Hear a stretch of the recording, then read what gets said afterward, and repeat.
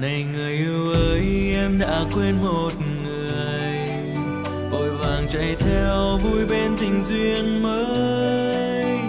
Có biết chẳng quanh anh là nỗi đau, không gian vắng lặng, từng ngày nhớ em con tim mỏi mòn ngóng trông. Ngày nào bên nhau anh cùng em hẹn thề, mà giờ đường xưa không còn em chung lối. Đã có với nhau bao đêm thiết tha mãn nồng, vậy mà ra đi không một lời chia ly, lệ tràn khóe mi.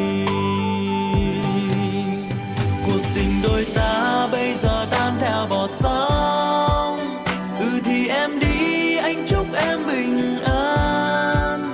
Đường đời sóng gió có lúc nếu em lẻ loi một mình, hãy nhớ nơi đây em luôn còn có anh. Và rồi từ đây em thật vui cười lên nhé. Đừng buồn cho tôi sẽ vui theo thời gian.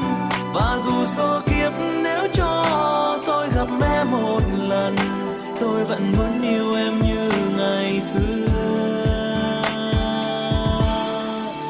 Dù hôm nay có đắng cay.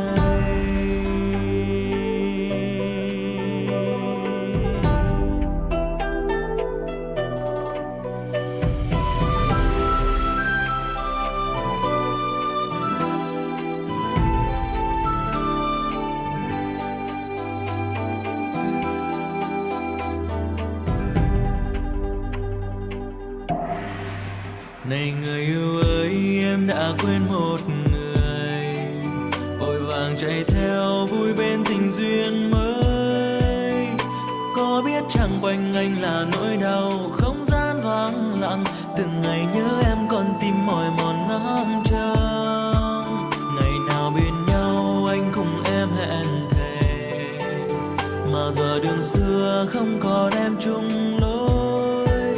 Đã có với nhau bao đêm thiết tha mãn nồng, vậy mà ra đi không một lời chia ly, lệ tràn khóe mi.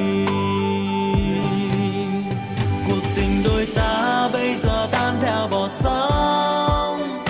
Thì em đi, anh chúc em bình an.